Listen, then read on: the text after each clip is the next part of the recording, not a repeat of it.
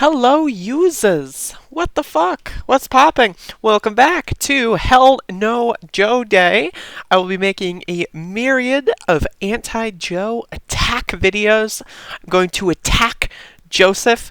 And when this happened, when I saw this happen live at one of the debates, I forget which one, it was a while ago, it was shockingly bad, and it was fucking hilarious, and everyone I know made fun of this fucker for weeks. So, is this really the guy you want to go up against Donald Trump? Let's find out. I want to come to you and talk to you about inequality in schools and race. In a conversation about how to deal with segregation in schools back in 1975, you told a reporter, "I don't feel responsible for the sins of my father and grandfather. I feel responsible for what the situation is today, for the sins of my own generation, and I'll be damned if I feel responsible to pay for what happened 300 years ago." You said that some 40 years ago. But as you stand here tonight, what responsibility do you think that Americans need to take to repair the legacy of slavery in our country? Well, they have to deal with look, there is institutional segregation in this country. And from the time I got involved, I started dealing with that. Redlining, banks, making sure that we are in a position where, look, we talk about... Here's the thing. Okay, all right. I'm going to do a breakdown of this. So he starts kind of answering the question, and then he says, look, and then that's his cue to completely change what he's talking about. So then he says you started dealing with these things, and I guess maybe a part of him realized he was on the wrong side of dealing with those things. He was working with segregationists in Congress, so, oh, whoops, okay, I gotta say look again. Just watch this again real quick, and just notice, every time he says look, he completely changes topics. What do you think that Americans need to take to repair the legacy of slavery in our country? Well, they have to deal with look. So, and also, they have to deal with, who's they and what are they dealing with? This is just incoherent. There's institutional segregation in this country. And from the time I got involved, I started dealing with that. Redlining, banks, making sure that we are in a position where, look, we talk about education. I propose that what we take is those very poor schools, the Title I schools, triple the amount of money we spend, from 15 to 45 billion a year. Give every single teacher a raise to the equal raise of getting out the $60,000 level. Number two, make sure that we bring in to help the teachers deal with the problems that come from home. The problems that come from home, we have one school psychologist for every 1,500 kids in America today. It's crazy. Okay, so...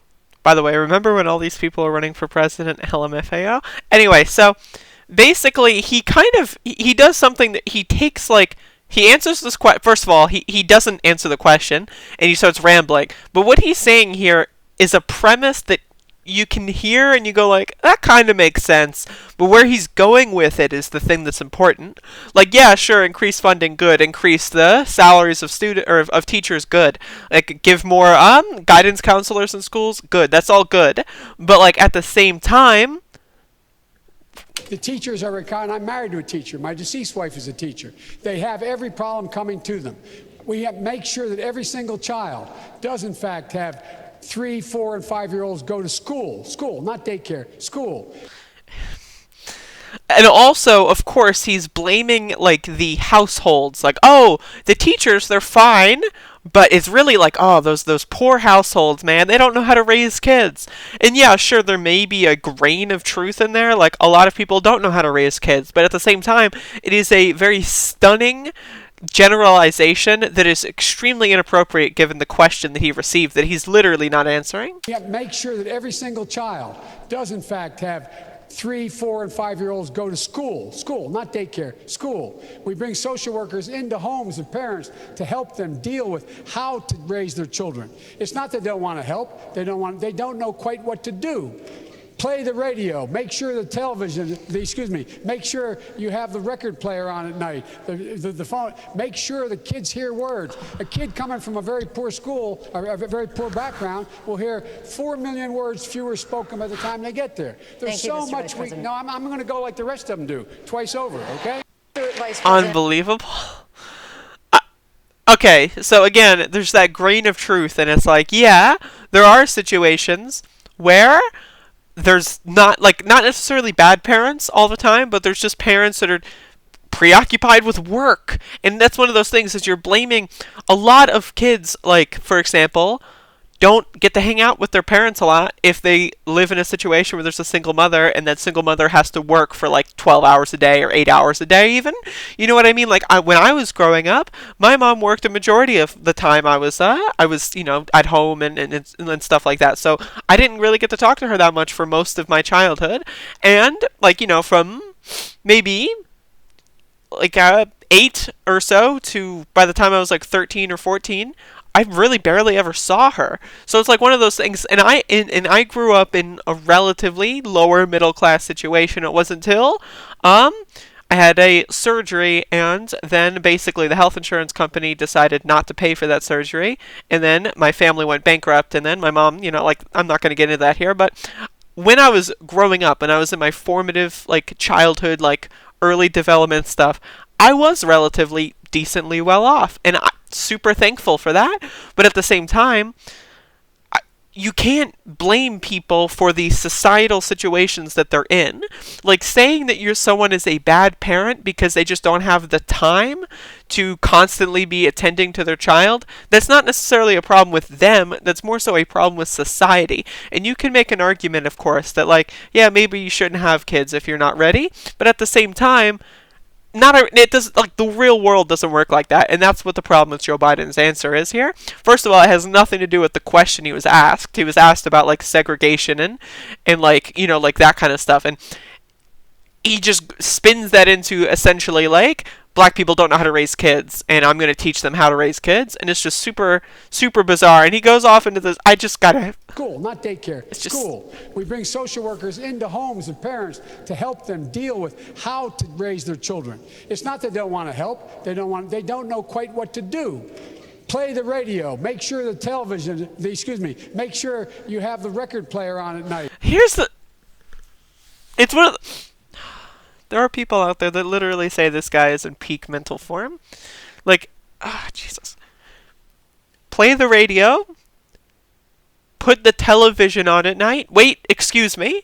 The record player. So he's like, he doesn't know what time he's in. He like switches between like 1995 and like 1936 here. Like, it's like, oh, should we play the television? No, wait, no, I made a mistake. Not the television. I certainly didn't mean the television. I meant the record player. Yes. This is, oh, just imagining him versus Bernie in a one-on-one. He's gonna get demolished. Dude, okay, seriously, you can't look at this and go like, yeah, this guy is in peak mental form. This guy will battle Donald Trump. The phone. Make sure the kids. The phone. What is that? What is he even saying there? I'm not trying to make fun of his stuttering. I'm just like, what is he saying here? The phone. Make sure the television. Make sure you have the record player on at night. The phone. Make sure the kids hear words. A kid. And again, yes, that is something that we have to ensure, that kids hear a lot of words during their formative childhood years. But you know a way to do that? Universal pre-K. That's a way to do that. You don't blame the parents. Like, yes, again, sure, there's a lot of problems in a lot of homes, but that's not the central issue. If you were to alleviate a lot of the societal, like, issues that lead to those things by and large would cease to exist. Like, yes, sure, there's always going to be bad parenting, there's always going to be bad parents, there's always going to be negligent parents, but a significant majority of parents in these situations are just too busy working to live. It's like, it's mind-bogglingly out of touch, and how could, like, seriously, this just happened. This isn't like an old clip I'm resurfacing from like the fucking 1860s or something. This is like literally a few months ago. This guy is not it, y'all. You cannot vote for... If you vote for Joe Biden in this primary, and you're watching this video and somehow you've got the capabilities of coming onto here, like, seriously, y'all, what are you thinking? What are you thinking? Oh, he can beat Donald Trump. No, he can't. Are you kidding me? Unbelievable. Unbelievable. Unbelievable. I just gotta play it again, though. Like, this is... Don't know quite what to do. Play the radio. Make sure the television, make sure you have the record player on at night, the phone. Make sure the kids hear words. A kid coming from a very poor school, or a very poor background, will hear 4 million words fewer spoken by the time they get there. There's so much. No, I'm going to go like the rest of them do, twice over, okay? God. This is the guy. This is not the guy. Keep that in mind. And vote the right way. Unbelievable. Make sure the kids hear words. Jesus.